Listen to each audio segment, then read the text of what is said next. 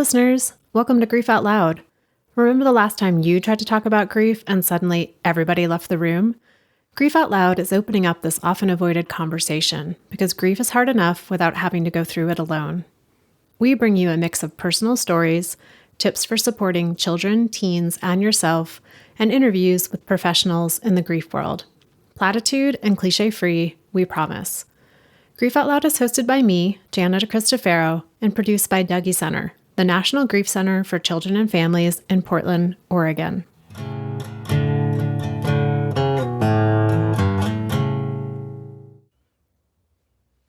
Hey listeners, do you know what's the most challenging part of doing this show?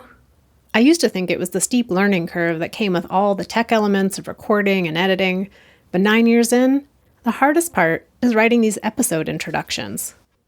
How do I reduce a nuanced, complex, rich conversation down to a few intriguing sentences? I'm a social worker, not a copywriter, so succinct and punchy aren't really my strongest skills. All that to say, some intros are harder than others, for many reasons. This time, it's because Lisa Keefauver lives many lives.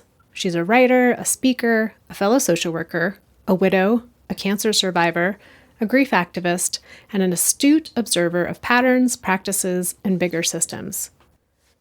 All of those roles come together for this conversation, where Lisa and I talk about her husband Eric, who died of a brain tumor in 2011, and how the experience of being a widow and a mental health professional and the mom of a daughter grieving for a father highlighted how systems, communities, information, and even ourselves are operating from a place of grief illiteracy. This recognition spurred Lisa into the role of grief activist, committed to changing how people who are grieving are treated, in an effort, as she puts it, to reduce the unnecessary suffering that comes with trying to grieve our grief with people, places, and entire systems who don't get it. As a grief activist, Lisa started the acclaimed podcast, Grief is a Sneaky Bitch, and has recently published a book, also titled Grief is a Sneaky Bitch, An Uncensored Guide to Navigating Loss. Lisa is warm, funny, candid, and as I'm sure is no surprise, uses some salty language. So if that's not your thing, you might want to skip this one. Okay, enough with the intro. Let's get to the conversation. Lisa, thank you so much for coming on Grief Out Loud. It's always exciting and a little intimidating to have another grief podcast host on the show. Thank you so much for having me. And I feel a little intimidated as well, but mostly excited. As I was saying to you off the air, I've been a longtime listener of Grief Out Loud. I've even included a few episodes in my curriculum when I've taught the grief and loss course. So it's cool to be now a part of the Grief Out Loud canon. Yeah, well, one day maybe you'll have your own episode in your own class curriculum, and that will be very, very meta. Yeah, exactly.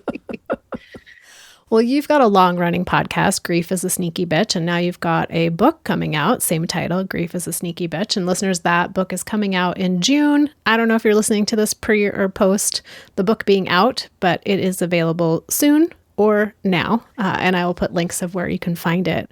So, Lisa, as you know from Grief Out Loud, I really love to just start with people kind of talking about what's their personal experience with grief and loss, what's their connection to the work that they're doing. And you've told your story about your husband, Eric's death, many, many times in public ways and in private ways. And, you know, how do you want to tell the story today? I love that question. And I always love an opportunity to bring Eric into the room wherever I can, as we're approaching, it'll be 13 years this summer, since he passed.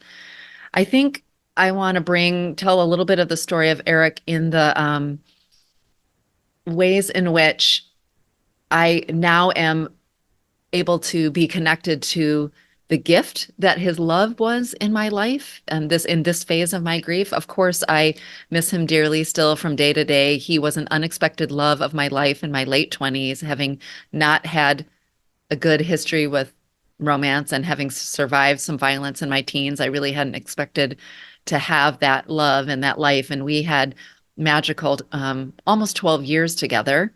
The 11th that last year turned really sour when he went undiagnosed from a massive brain tumor and became a completely different person. To become a widow at 40, no surprise to anyone, was just one of the biggest shocks of my life, especially as I was a social worker and clinical director and sort of thought I would or should know how to do this well, using air quotes and major sarcasm here. And so I really stumbled my way through my work and my life and towards my work about becoming a grief activist, which we can talk about. But one of the things I've been reflecting on this past year is a real shift in my grief, in that I'm deeply connected to my gratitude for the ways in which he taught me to love and what it meant to love and be loved, which is not something that I honestly ever expected to experience in that way in my life. And Eric did that by being a deeply curious person and a kind person. And he would always like sort of look you right in the eyes and smile and be interested. He was the person who was made everybody feel like the center of attention in a room. And so as I move into this, yeah, I mean, it's now sort of, I've been without him now longer than I was with him, which is a real landmark place for, I know, for so many folks grieving. I'm really present to the gift of his life and his love. That doesn't mean, you listeners, you might know if you've followed my work, both and is sort of my mantra everywhere, and is tattooed on my body. The both and of that is the truth that also, as I celebrate this clear scan for my breast cancer, which I've recently received, and I'm about to launch this book into the world, there's also deep grief that I can't turn to him and say, look, baby, I'm free of cancer, in which he didn't get to survive. Or I wrote a book. Can you believe I wrote a book? So that's how I want to talk about Eric, really, which is about the gift of his love and his life. And though his death was tragic and problematic, and there was systemic failures in the medical system that led to his death, that kept me in a lot of deep grief and resentment for a long time. In this season of my grief, I just feel a lot of gratitude for the lessons of loving and being loved. Well, I just want to take a minute to appreciate the way you articulate the change in grief, right? Which is such a nice shift from the resolution of grief, or the like, I'm beyond grief, or I've gone past it, or whatever it is. It's like just sitting in that place of knowing grief is going to change over time. And who knows what it's going to show up with today or the season or this year. But to recognize that there's progression, Yes. but not in the way that we think about progression of moving towards it not being there anymore. And you mentioned, like, when Eric died, you were working in the field, the mental health field, clinical director, and thought, like, I should be able to do this good. And when I hear that, I always think, at least for me, like, well, by good, we mean like not feel it. Exactly. Good means getting back into this capitalist system and being a part of the, community and the world, and to not show emotion, for sure, for sure. I always say, I wish you could think your way through grief, but you just can't. And believe me, I've tried. I did the homework for you all. I tried. You cannot. I wish you could, but you can't. And I also want to just pause and acknowledge, like, the celebration place that you're in of getting a clear scan for your breast cancer, publishing your book. When someone has a big tragedy, a husband dies, you're 40, sometimes there can be this piece of like, okay, well, the hardest thing happened, so no more bad things are coming, right? And it doesn't work that way. And I just wondered if you wanted to share a bit about what it was like to be a person who is grieving the death of your husband many years later, and to receive a diagnosis of cancer yourself. Yeah, it was a real cluster F asterisk asterisk asterisks there. Trying to mind my P's and Q's here. I think that is such an important thing that you just brought up. I just want to name, before I say sort of my experiences, again, part of our sort of happily ever after culture is really about like us coming to grips with like bad things do happen to good people, that phrase, and also that we are only given a certain allotment. And, surviving a rape when I was 15, I think I thought, okay, well, surely that's it. And I was actually the victim of many crimes while I was in college. I go through the list, and then surviving the death of my husband. And I wasn't sure there for a while if I was going to survive. Again, I think I fell under that same false, like, well, surely that's going to be it. And then a few years later, I was with my friend Joe when he died. And so the experience of being diagnosed with cancer was especially challenging and problematic, not just because, like, seriously, universe, again, but as I alluded to, my husband was misdiagnosed for over a year with his symptoms and not run tests and turned out to have a grapefruit-sized brain tumor and died in my arms 2.5 weeks after his diagnosis.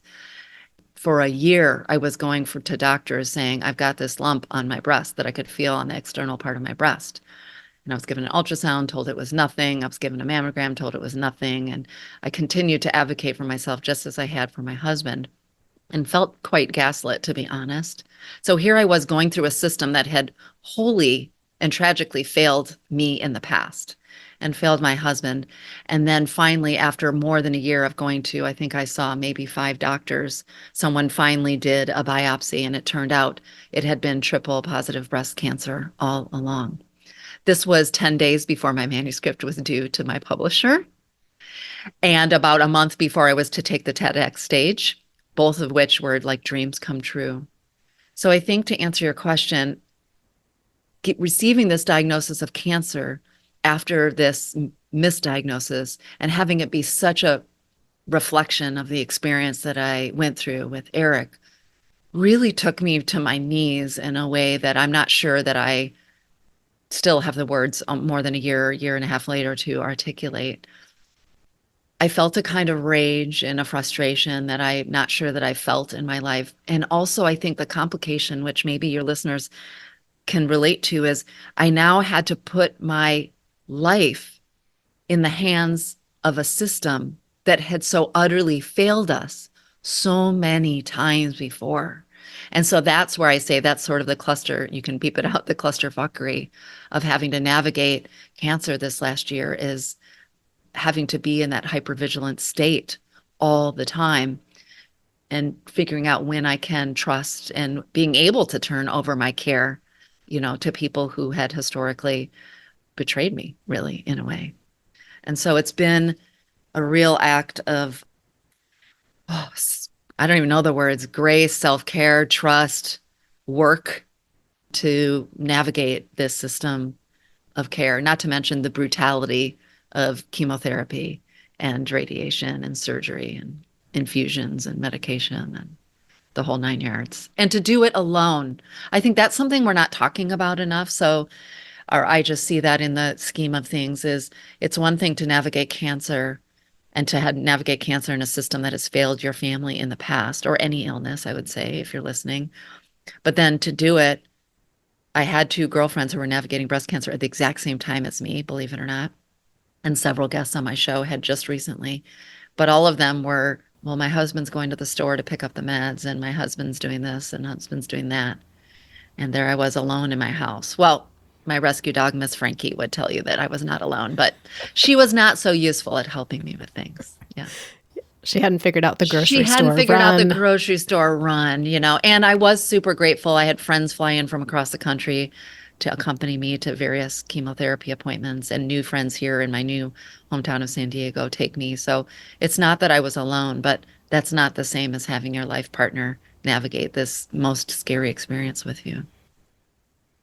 Yeah, I'm just imagining, or not, I'm not imagining, I'm just picturing, you in this really vulnerable place, right? Of being, well, not even to get to the diagnosis was a vulnerable place, to really have to advocate for yourself. And to then be in this vulnerable place where you want to turn to people in positions of knowledge to say, please help, and I'm handing over the care of myself to you. But to have this experience with your husband, Eric, to say, that didn't go so well. So how can I do that wholeheartedly in this moment when I really need this help as well? And it reminds me of the part in your book where you're talking about all the complications that can come with grief. And there was a part in there where you wrote about, like, when we come into each new grief experience, we bring our whole history with us. Yeah. And I think about, like, not only do we bring our own personal history, we bring our family's history, Yes, our culture's history. All that comes into the room with us and plays a role in how we interact or receive information or how we are treated. So just imagining, I don't know, it's a lot of words to say, like, ay, ay. Yeah. Well, and even just to add, like, so just a few weeks ago, I had, I'm coming to the end of a year of immunotherapy infusions on top of, as I said, the surgery, the 12 weeks of chemo, the 30 days of radiation, and the pills I'll be on for 5 years. And I had my 3D mammogram scan, and I couldn't even accept the results that said clear and benign because I was like, did you even run the right test? Should it have been an MRI? Can I really trust in my body the news that I'm all clear? I mean, I'm just being totally transparent. I'm still feel like there's 1% of me that is having a hard time. And that brings so much grief and resentment that I can't turn over, my trust and care into a system so that I can be fully immersed in this celebratory place. Because of, as you said, I'm bringing all of this historical miscare basically into this place. And I think we do that a lot in our grief, in our trauma. And I'm working, there's the things we can't control, which are the systems, the way in which the systems operate. And so I have been working to really work on my own hypervigilance, on my own somatic care, on my own trauma, so that I can gift myself the gift of ease and peace and acceptance, because that is not going to be coming from the systems. So just a few more things for you to Just do a on few your things on to-do my list. to-do list.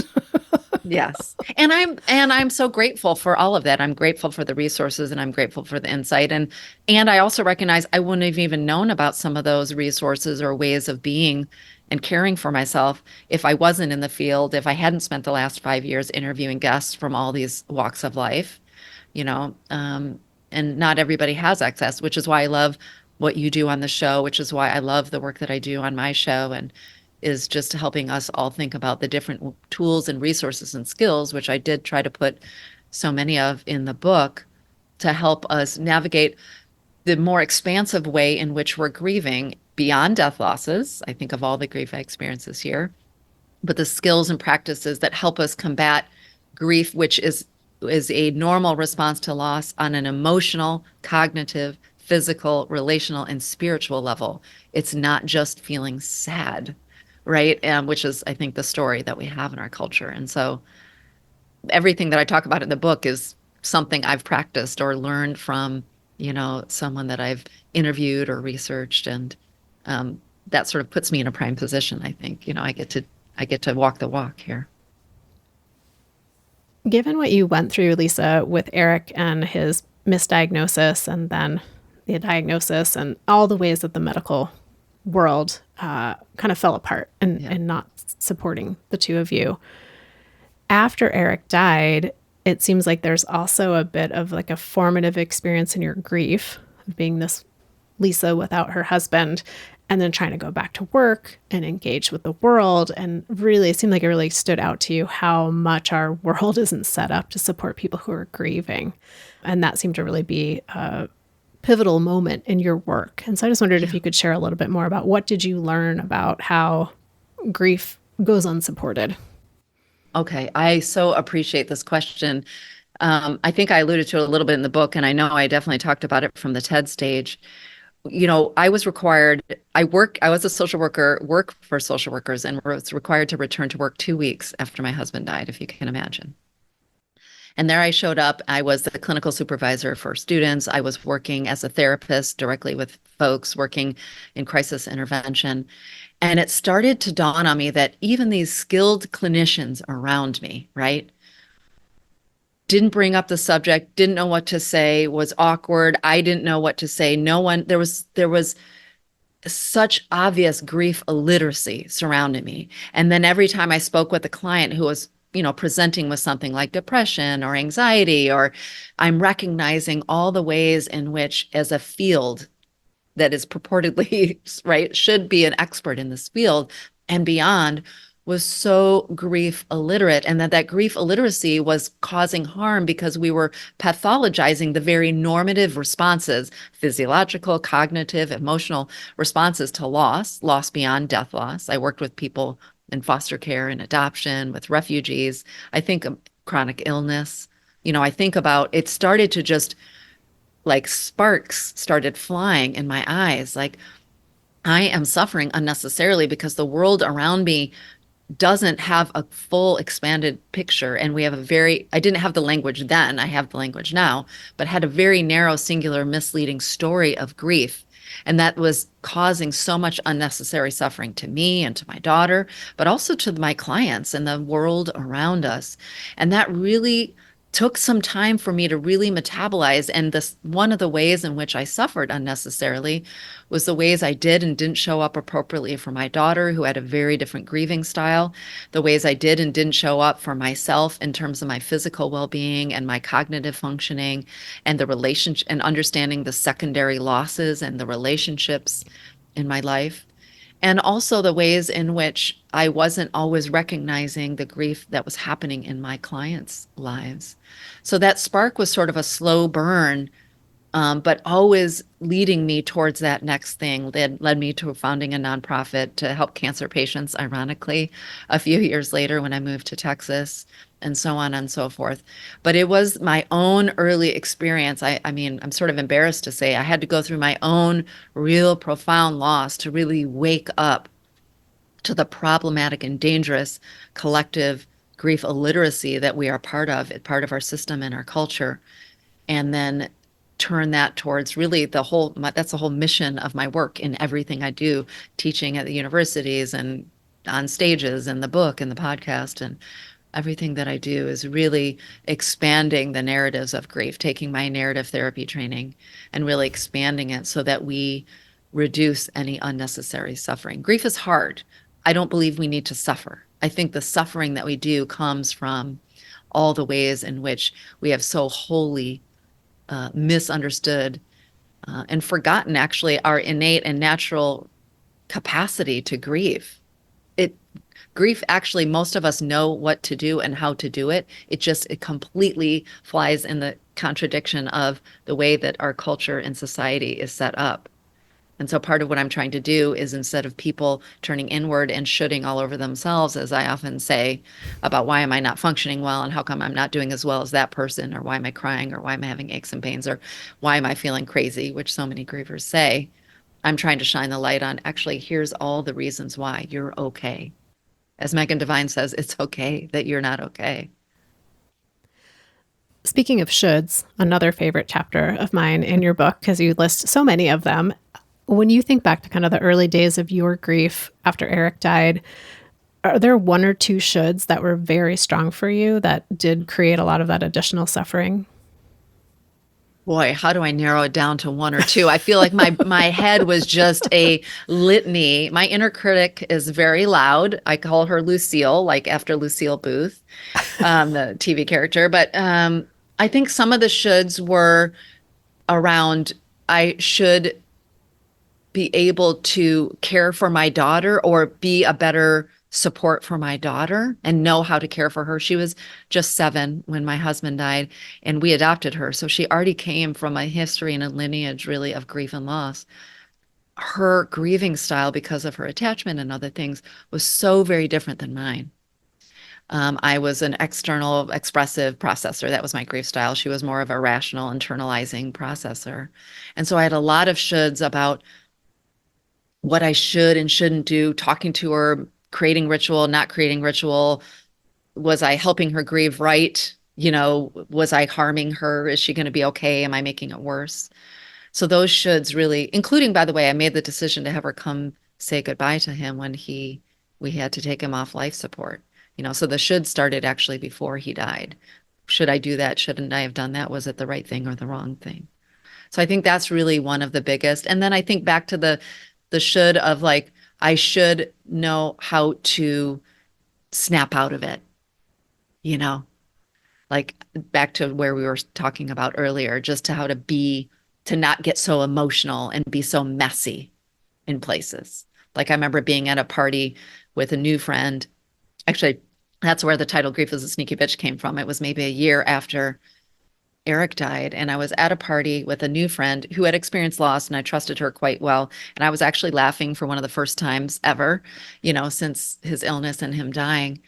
And I reached into my purse and I found a printed up picture of him, which I've never, I don't print out pictures, so I still to this day don't know how it got in there. And in the middle of this party full of people I did not know, started bawling. I mean, like ugly cry, bawling. And then I went over to her, she pulled me aside and she said, "What's wrong?" And I just looked at this picture and I said, "Grief is such a sneaky bitch." That's where the title came from. But that was an example of one of those days I spent the rest the following 2 days. What's wrong with me? Why couldn't I hold it together? I was having a happy time. I should be able to not be messy in front of people. I have that real judgment that I think I had internalized, like, it's been a year, you know, stop being messy, get over it. You should be having fun. Yeah. So those are two of the many, many, I would say, shoulds. And really the work that I do with so much of the work I do with people particularly in the individual work that I do with folks is I feel my best gift to people is helping hold a mirror up to the ways in which they're shoulding all over themselves and really helping them examine, just as I do, have done, and continue to do to this day, where those beliefs are coming from. Are those beliefs useful and of service? And if not, are they getting in the way? And what can I replace those beliefs with? Because so often it's the stories that we tell ourselves that are stories that are embedded with grief beliefs that we've inherited that we aren't even aware of that cause us so much unnecessary harm. And those are what turn out to be the shoulds and the shouldn'ts that rule our lives in ways that cause unnecessary suffering. So much of your work is really rooted in helping people better understand, like, what is this mess that we call grief? Like, what is happening? And one of the questions that comes up a lot in the groups that I run is around, like, why does grief mess with our sense of time so much? And I wondered if you had any takes on that, where people will say it feels like it's been a second and it feels like it's been 100 years all at the exact same time. How is that possible? Yeah. It's grief time is its own parallel universe. I agree. I have so many clients who said it feels like things are happening in slow motion and fast forward all at the same time, Mm-hmm. or it might be from 1 minute to the next. Things feel frozen and, like you're moving through mud. And then the next, it's just like you hit the fast forward button. And also, time is complicated because we have so much cognitive, as Mary Frances O'Connor and others are helping us understand the real cognitive impact on our grief brain. So we might just be totally checked out, not to mention if we have trauma, we might be dissociating and then coming to, and where did the last month go? Where did the last year go? And so I think those are all the reasons in which why time is so complicated. And I definitely experienced that. I think it was like a month or two after Eric died. I just sort of thought, like, I know I showed up at work. I know I drove my daughter to school. I know I must have eaten and fed her and brushed my teeth, and I probably slept. And ironically, I ended up having to get an emergency root canal a few days after Eric died because, your body, that's the other thing. There's a physiological impact of grief. But I do remember sort of being like, where did the time go? Shock has a real impact on our ability to be connected with the reality of time. I think the other reason time can be so unique in grief is that maybe early on we're so desperate we're so desperate both to cling to the moment when that person, if it was a death loss that we're grieving, was still alive, but also we just want to not feel this pain anymore. And so as we get further away, we're on the one hand grateful that the acute pain of early grief is lessened. And yet time feels very cruel there because it's that much more time that we've lived and walked in the world without our person. And that's, I think, also what makes grief really complicated, because we are trying to carry those memories from the past and hold on to them because sometimes we're the only memory keeper to those experiences. And that's where I think we kind of dance between the past and the present, and sometimes even fear a future without them. And so time becomes really messy and complicated. Yeah. And prickly in a way that maybe it didn't feel prior to Yes. having someone die. Like you mentioned, as I start to feel less raw in my grief, what does that say about how much time has passed? And then there's places where people are like, I kind of want to go back and feel that rawness again. And we'll like purposely poke at it to Yes. feel that again as a way to feel reconnected, either to that time and space or to that person. And so that's always interesting to watch people kind of, like you said, bounce back and forth in that Which place. is totally normative. And I think, one other thing that comes up for me when I think about time and grief that makes it more challenging, I really appreciate that language of like going back to the memories and sort of poking it, because to feel so much of what we experience is that we feel that our love for that person and our honoring of that person is equated with the pain we feel of their loss, right? And that's kind of the story we tell ourselves in that early poking. I think the other complicating factor I would add about time and why it feels prickly and problematic is back to this sort of notion about this cultural myth of moving on, which is, maybe if you're lucky in the early weeks or months, you have people showing up and checking in and maybe asking you to tell stories or sharing stories of your person. But as we hit those milestones of a year or more, people stop showing up and start, whether it's explicitly or more often implicitly, showing us that they're ready to move on and they're not interested in talking about it. And so, in a way, we experience those secondary losses starting in, year 2 and year 3, because people are not helping us carry our person with us and are maybe not showing up in our ways because they can't deal with our grief and our sorrow. And that begets losses, which then triggers our desire to sort of connect back to that time when our person was still here. The other term that was new to me that you brought into your book was this idea of the grief thief. Yeah. These thieves of grief. And I was like, ooh, that's cool. I want to hear more about that. So can you tell us about Yeah. like what's a grief thief and how do they show up? I know. I loved that. Grief thief is a term. I don't, you listeners, or if you read the book, hopefully you'll see this. I've just always loved metaphor and terms when it's helped me digest complicated information that's out there. And I don't even remember when I thought of grief thief. It was, I don't know, maybe even a decade ago, but I started to recognize the way that grief thieves are, by the way, other people. Grief thieves are systems, but also, I hate to be the bearer of bad news. Sometimes we're the grief thief, both in our own grief and in other people's grief. So, grief thieves are really either the systems or the people or the actions that deny or interrupt our right to experience our grief the way that we are meant to experience it, which looks different on any given day. So I think about ways in which, our lack of bereavement policies, for example, in our systems are grief thieves because they deny our right to take the time off at all, or maybe they deny our right to take time off if it's a miscarriage or an uncle or if it's a pet loss, right? So there's like systemic ways in which we are thieved, but there's also ways in which culturally, which trickles down to the people in our life. I think I wish I would have flagged it in the book, was like people run the gratitude con, right? So again, culturally, we have this myth that you can either be grieving or grateful versus both, and so people will say well, how it shows up, you might know you're being conned when somebody starts a sentence with you, at least, which listeners, just don't ever start a sentence with at least, right? At least they're not suffering anymore. At least you had X number of years with your person, at least, right? So that's one way in which we are grief thieved, is through these expressions and the myths in which we have around that. But sometimes we grief thief ourselves. And one of the biggest tools of the grief thief is back to what we were just talking about, which is the should. So maybe we, want to memorialize our person on their birthday or on the anniversary, but people have told us I need to stop talking about our person. And so I should all over myself for wanting to host another memorial or a ritual service, etc., or for crying at a party when you don't know people, right? So grief thieves are just abound everywhere in the language, in the greeting card culture that we have, in the systems and policies that deny the fact that grief doesn't happen in the first 3 days after someone dies, and that actually it's going to get messy and worse, month 3 or when the next anniversary or the birthday comes. But it also happens in the ways we do and don't show up or hold space or bear witness for the messiness of other people's grief. So I encourage people often to be on the lookout for the grief thief, especially the one in the mirror, because that's the one we have the most control over. Yeah.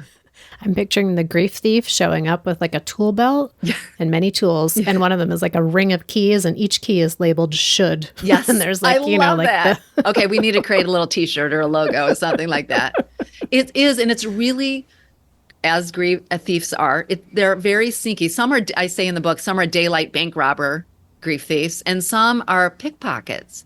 And so part of what I always invite folks to do, and by the way, everything, as I said, that I talk about in the book on my show, I do myself. So I am practicing what I preach, is to start to become on the lookout, sort of to be a detective. I say be a should detective, but in a way you're being a detective around those grief thieves, because the thieving that happens is part of that unnecessary suffering. And it keeps us from checking in with what I really believe is that we have an inner knowing, like really deep down, we have an inner knowing about how we need and want to express and metabolize our grief or perform our mourning, if we think about mourning being grief gone public. And it's those thieves and the shoulds that interfere with that, our ability to trust our own internal instinct to be with our grief.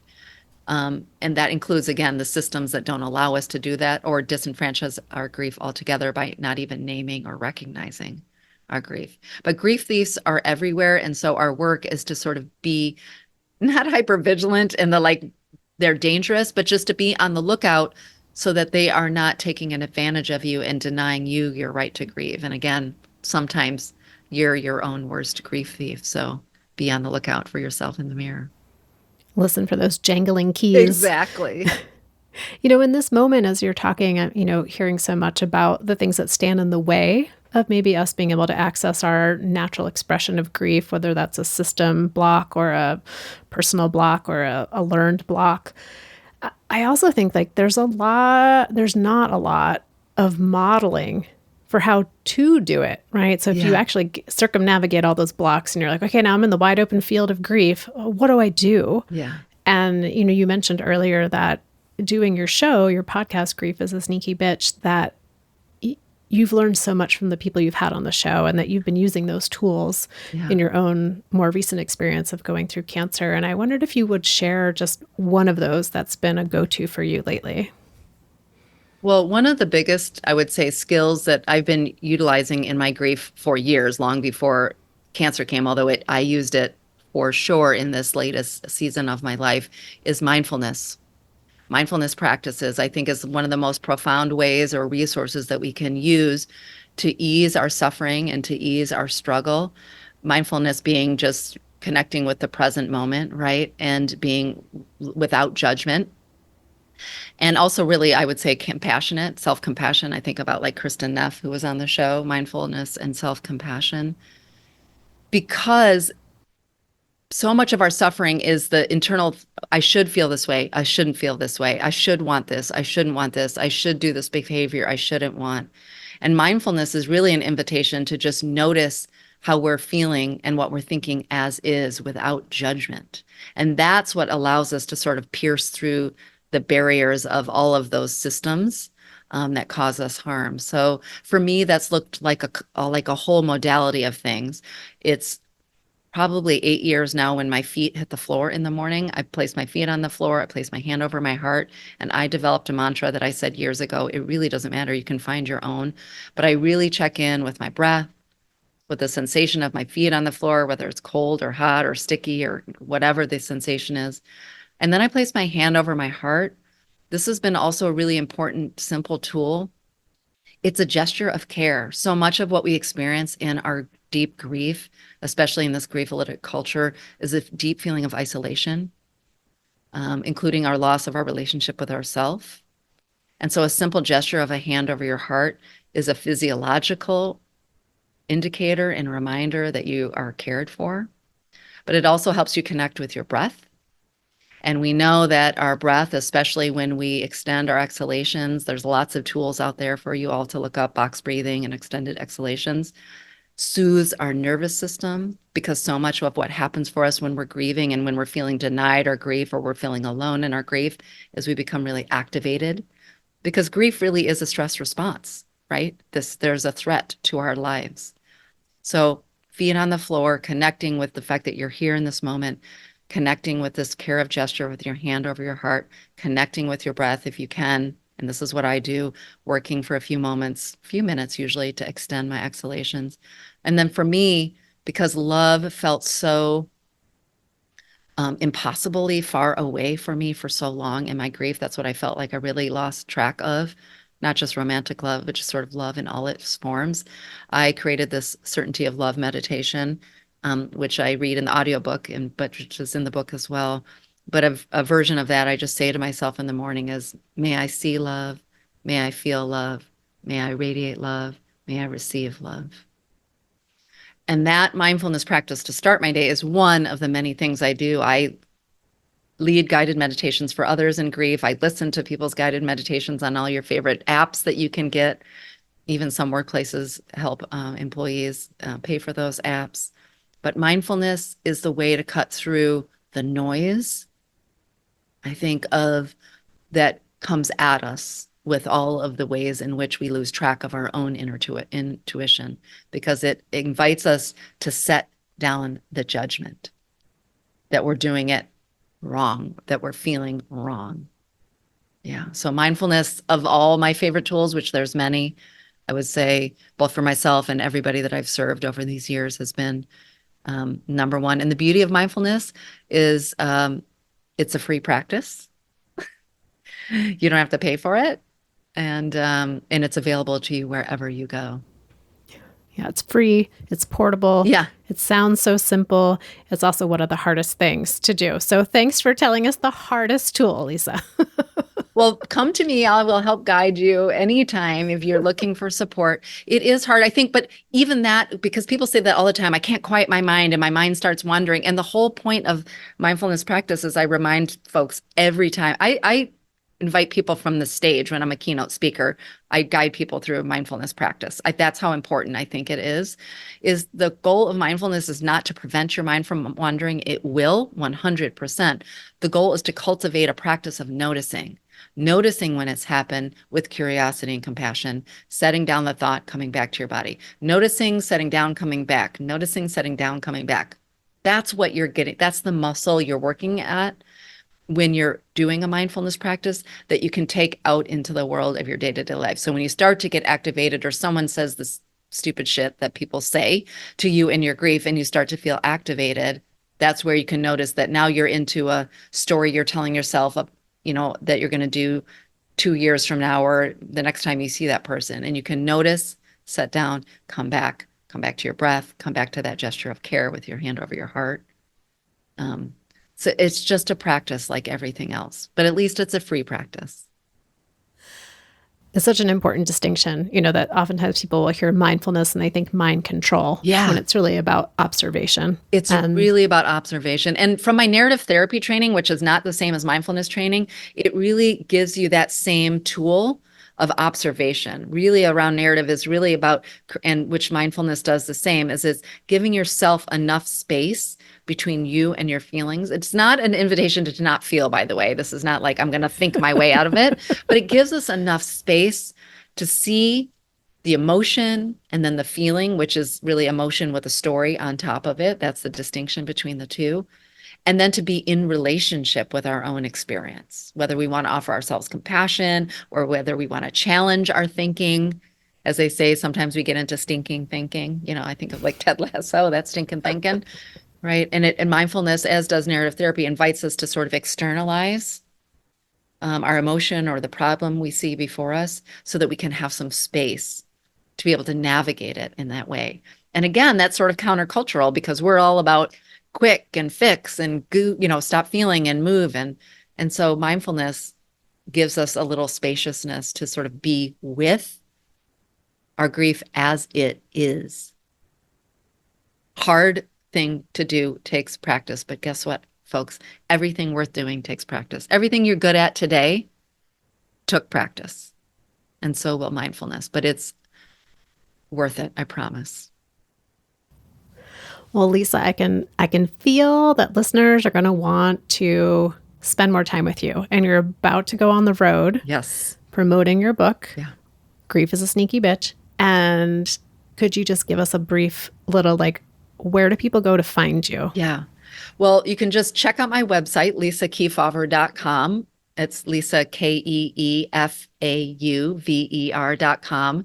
If you sign up for my newsletter, which should be prompted when you show up, the Not So Regular newsletter, you'll get all the updates not so regularly in your inbox. Or you can follow me on socials. I'm always keeping up to date with all of my tour dates and appearances, etc., new podcast episodes at Lisa Keefauver MSW, because I'm a social worker.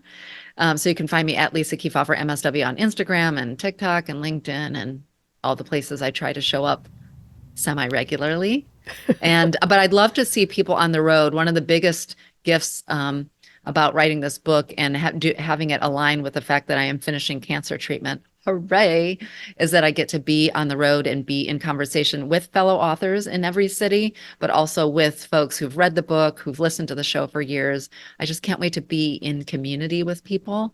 So that's what I'm really looking forward to the most. I'll be in LA and San Francisco and Seattle and Portland with Brennan Wood, and out on the East Coast, New York and Baltimore and Boston, and even in my hometown in Ann Arbor, Michigan later this summer. And but come check me out. And I'm adding cities all the time. So probably lisakeefauver.com/newsletter is your best way to keep up to date on all things tour. Great. And listeners, Lisa just gently noted that she will be in Portland, which is where Dougy Center is located, at the end of June, June 27th, and in conversation with our executive director, Brennan Wood. So if you live in the Portland area, please come check that out. I'll put all this stuff in the notes for the show. Lisa, thank you so much for your podcast, for your book, for wanting to come on the show, Grief Out Loud, for sharing so many really helpful insights in a really accessible way. Thank you. Thank you so much for having me. This has been a dream to be on Grief Out Loud. So check that one off my list of dreams come true this year. Thank you so much. Great. Well, if the dream ever comes back around, we'll have you on for part 2, because I'm sure there's much more that you're going to be doing in the world. Thank you. And listeners, you know I say this each and every single time, but thank you for being part of the community, for making the show mean something, for sharing episodes with people who might be helped by or at least interested in what we're talking about here. You can reach out to me directly at griefoutloud@dougy.org. It's dougy.org.